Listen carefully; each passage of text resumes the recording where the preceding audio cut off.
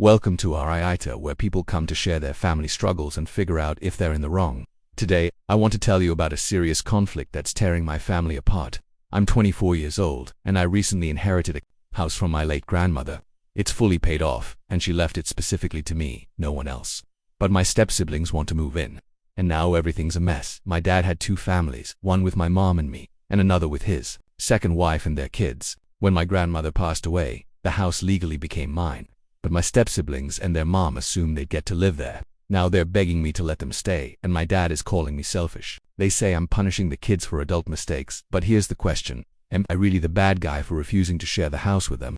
This story is full of family tension, hurt feelings, and a battle for what's mine. I'm hoping the AITA community can help me figure out if I'm the asshole or if I have the right to protect my inheritance.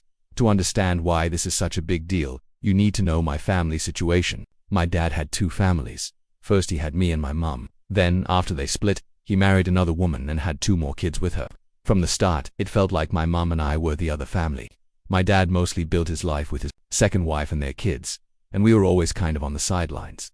Growing up, visits from my dad were rare and sometimes felt like an afterthought. My stepmom and her kids lived comfortably in my grandmother's house, rent-free, while my grandmother was in a small care facility. I was close to my grandmother though, and she was clear about trusting me above anyone else. She always said the house would be mine someday. When my grandmother passed away in January, the will was read, and it was official the house was left solely to me. That was both a relief and a shock. I wasn't sure how my dad's second family would react. I expected tension, but I didn't expect the storm that followed. Suddenly, my step-siblings acted like the house belonged to them, and my dad seemed to forget all the times he barely showed up for me.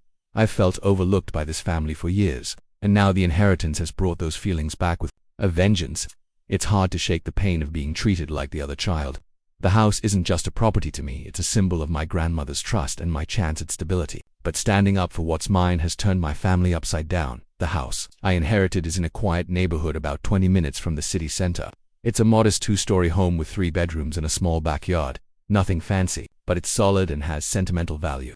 The property is fully paid off, which is a huge relief since I don't have to worry about mortgage payments. My grandmother took good care of it until her health declined, so while it needs some minor repairs, it's in good condition overall. Legally, the house is mine. My grandmother's will was very clear. The house was left to me alone. There was no mention of my dad or his other family in the inheritance. When the will was read in January, I felt a mix of emotions, relief, gratitude, but also uncertainty. I knew this was a big responsibility, and I wondered how my family would react. Unfortunately, my dad and his family didn't take it well. They assumed the house would be shared or even given to them. They expected that I would let my step-siblings live there, maybe even give up some ownership.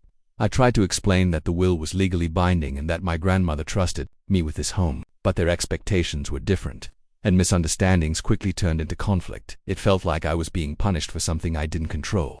The house is more than just property. It represents my grandmother's faith in me and my chance at some stability in life. Yet my family saw it as something to take, not to respect. This clash of expectations has made the whole situation a lot more complicated than I ever imagined. A few weeks after the will reading, my step-siblings approached me with a request that changed everything.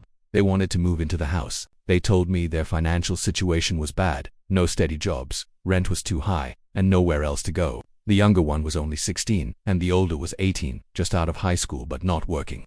They said the house could be a safe place for them while they figured things out. At first I was shocked and unsure how to respond. Part of me wanted to help, but I also felt overwhelmed.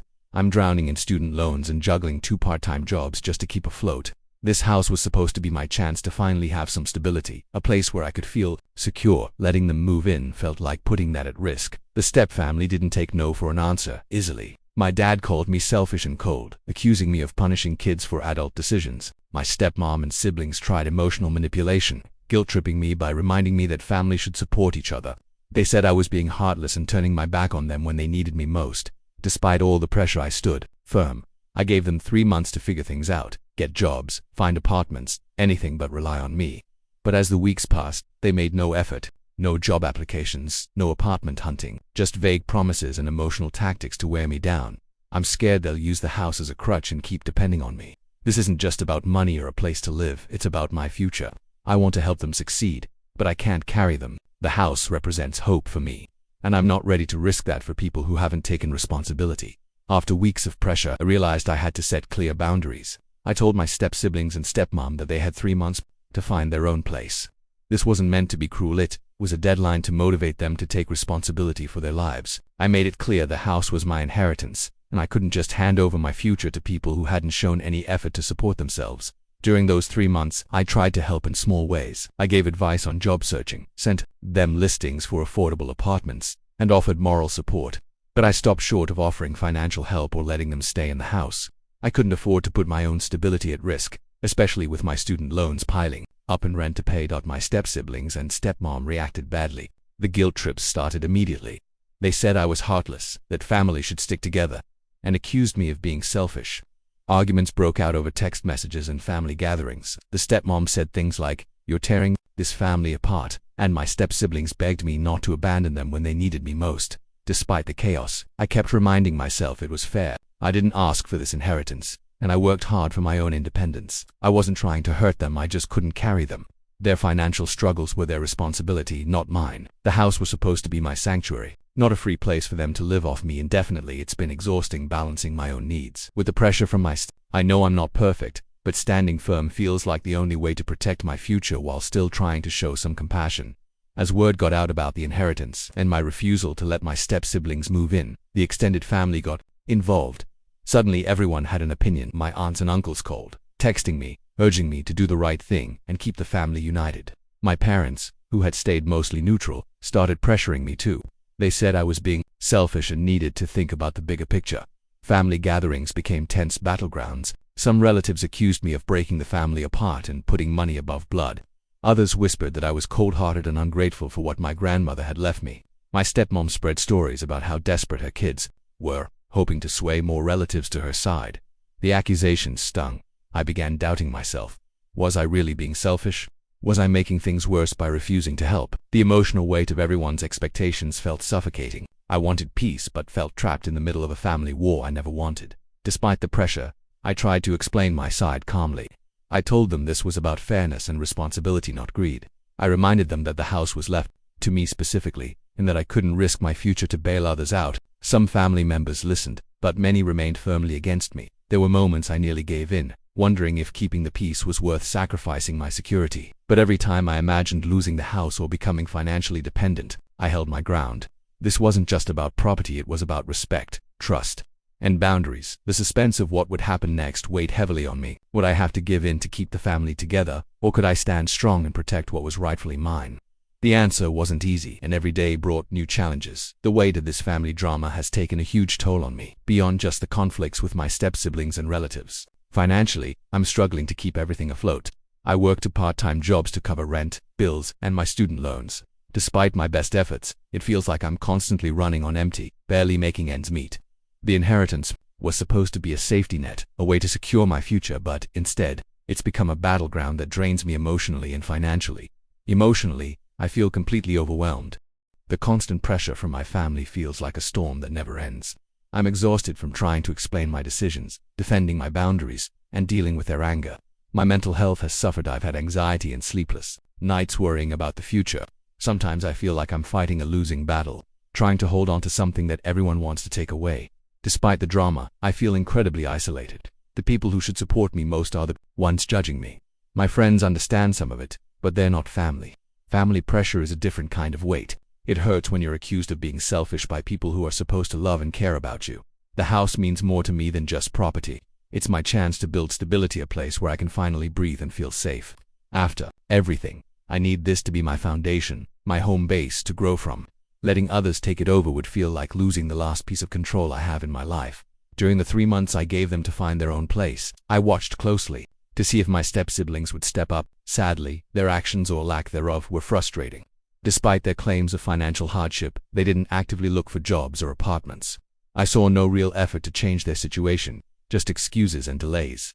Instead of taking responsibility, they leaned heavily on emotional manipulation. They called me late at night, crying and pleading for more time.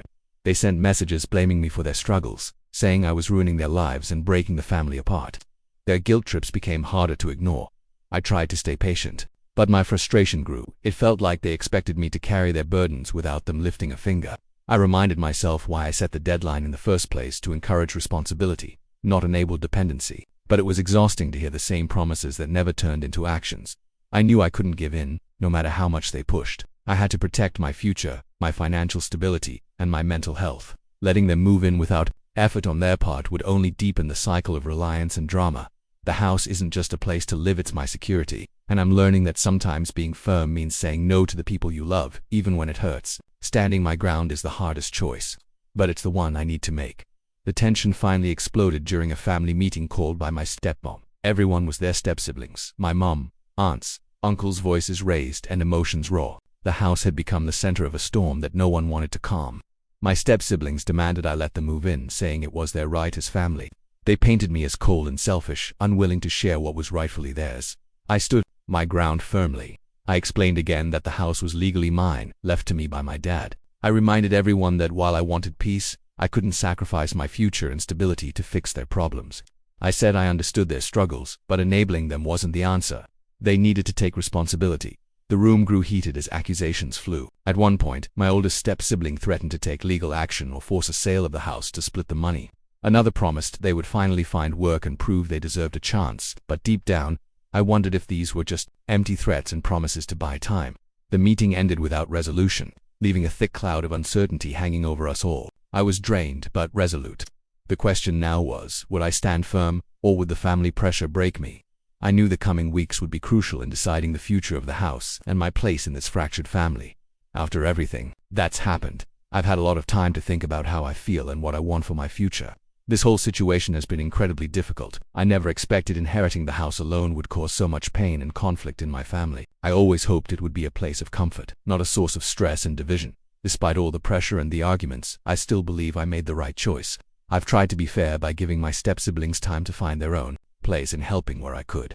But it's clear to me now that I have to protect my own stability and well-being first. This house is important to me not just for what it is, but for what it represents: a fresh start and a sense of security. It's hard to ignore how much the family drama has affected me emotionally. I've felt isolated, judged, and sometimes guilty, but I know deep down I can't sacrifice my future to fix problems that aren't mine alone to solve. It's a balance I'm still learning to manage, and it's not easy, so now I turn to this community for honest advice and judgment. Am I the asshole for refusing to let my step-siblings live in the house I inherited? Have I been too harsh or selfish, or is it reasonable to stand my ground when my own future is at stake? I'm open to hearing all perspectives because, honestly, this is one of the hardest decisions I've ever made. Thank you for reading and sharing your thoughts. Thank you so much for reading my story and hearing me out. I really appreciate all of you taking the time to understand this difficult situation. Your opinions and advice mean a lot, so please feel free to share your thoughts in the comments below. I'm open to all perspectives and want to learn from this experience. If you enjoy these kinds of stories and want to see more, please consider subscribing or following for regular updates. Your support helps me keep sharing real-life stories like this. Thanks again, and I hope to hear from you soon.